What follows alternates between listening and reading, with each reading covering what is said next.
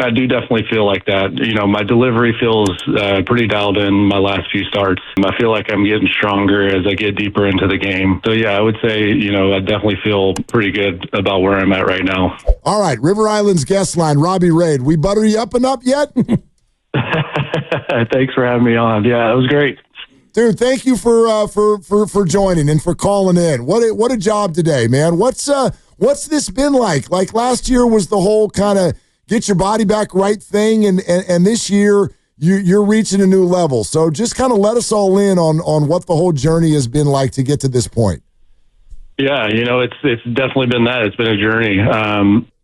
Last year, just being able to get back into competition after being out for so long was a huge thing. And, honestly, having conversations with Logan Webb was huge for me as well. I mean, he talked me through like, hey, you're going to feel great, but you're not going to know where the ball is going to go. And that's exactly last year kind of how I felt. There was outings where, it felt great. It felt great. Everything felt amazing. I go out there and it's just like, you have no idea. And then fast forward into the off season, just having a normal off season, being able to have a normal workout program and a normal throwing program going into spring training, a normal buildup, just kind of, it just all kind of clicked.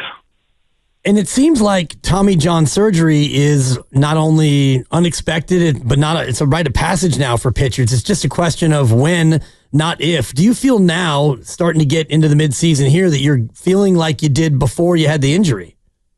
Yeah, I do definitely feel like that. My delivery feels pretty dialed in my last few starts. I feel like I'm getting stronger as I get deeper into the game. So, yeah, I would say, I definitely feel pretty good about where I'm at right now. This has obviously been an emotion-filled time for you guys. Actually, let me start there. How did the team as a whole kind of gather and receive everything that happened, and then also then to go out and have an emotional game and rally back from 5 runs down? Yeah, I mean, that was huge. I mean, it felt like a must-win game. And the boys, they rallied and they rallied. It was really fun to watch, and to be able to roll that into today's game and take a W and split the series today, it felt really monumental for us, for sure. Then I also wonder the mentality when you know how the games are going to go, especially at this ballpark. Every run matters so much. What goes through your mind when you give up an early 2-run homer? And I would imagine you're thinking, well, that's got to be it. So how do you handle that? Yeah, I mean, at that moment, you just have to buckle down and say that's all they're going to get. You leave a curveball up to a really good hitter and he parks it in the seats. It's tough. But we were able to come back. So there's always opportunity to do that as well. We talk a lot about Oracle Park being really tough on the hitters. Do you see it the exact reverse as a pitcher? Is it really enjoyable for you to pitch there knowing that even a hard hit drive can sometimes not be a home run?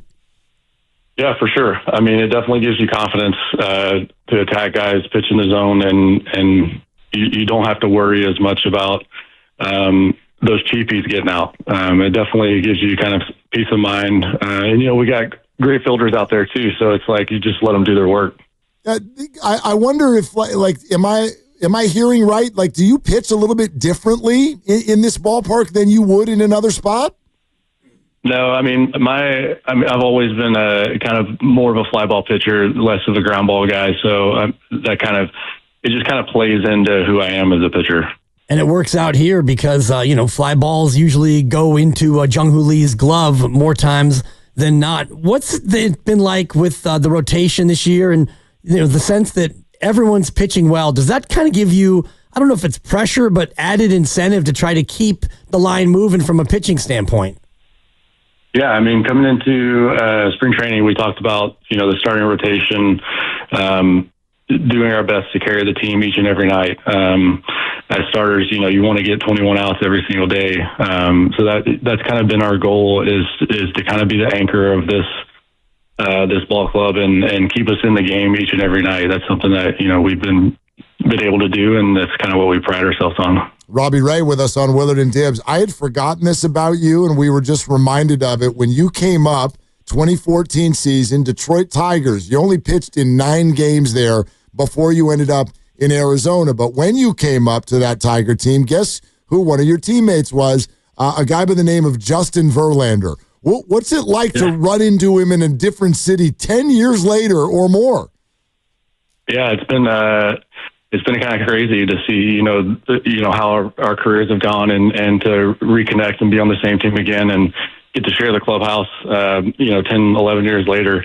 It's been great. He's been awesome. He's been super helpful for the young guys, and just having a guy around that's done it for 20 years, you learn something new from him each and every day. How's he changed since you first met him? He's got a little more.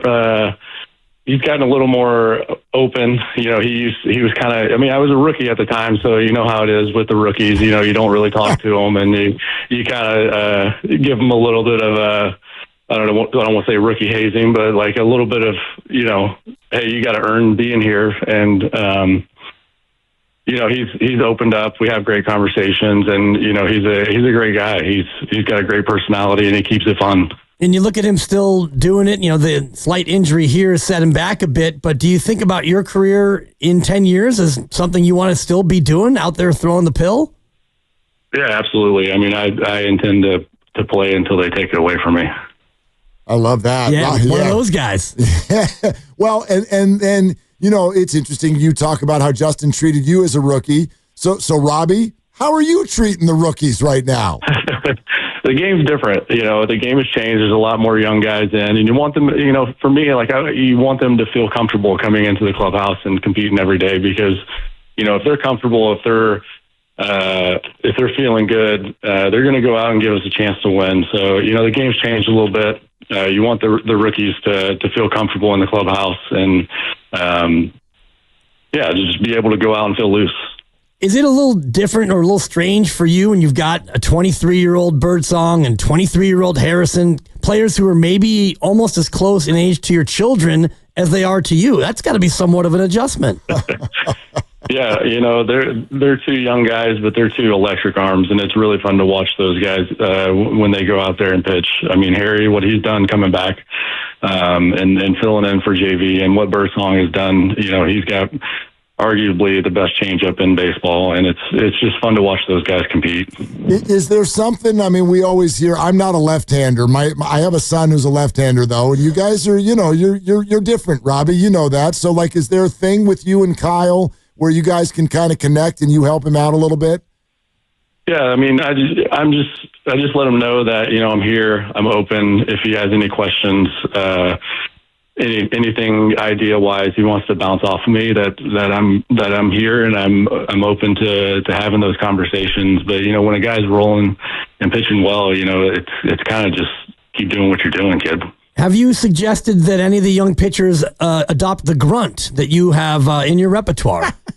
I think everybody should. I mean, I tell them all. It gives you a little velo bump when you really need it. So don't knock it till you try it. How long have you been doing it? And do you intentionally do it on every pitch so as to not tip a pitch? Like if you don't grunt on the changeup, then maybe the batter will know? I think at that point it's too late. They can't really make a decision whether you grunt or not. It's honestly something that just kind of comes out. It's just a way for me to put max effort into every single pitch. Sometimes it comes out, sometimes it doesn't. But yeah, it started probably, I think it was 2016 when I was with Arizona. We were actually in Miami, and I probably threw one of the worst pregame bullpens I've ever thrown in my career. I don't think I threw a single strike. And I was walking in with my pitching coach, and I just look at him and give him this look like, do you got anything for me? And, he just looks at me and goes, hey, I don't care what happens, but I just want you to throw every single pitch as hard as you can for as long as you can. He's like, if you go 4 innings, you go 4 innings. But if you go, just get as deep as you can into this ball game, throwing every single pitch as hard as you can. And And that's just kind of what happened. I went out there in the first inning, and it was just a way for me to just say, here's everything I got. Love it. And then, you said you may tell other pitchers, don't knock it till you've tried it. Do you tell them the exact same thing about the tight pants? That's not for everyone. Not everyone can pull those off. But yeah, I mean, I tell them the same thing. Like, hey, you can't knock it till you try it. Go put them on and see how it feels. I mean, Giants fans are still getting to know you, Robbie. I know you've shared this before, but will you share the story of how the tight pants thing got going? Yeah, in 2020, I was maybe $195 soaking wet, and I wore kind of like a tapered pant. And then that off season, I got after it in the gym and came back at 220 and wore the same size pants. And everybody in spring training was like, are you sure you're going to wear those? And I said, watch me. and you've done well, yeah. Yeah. I love it.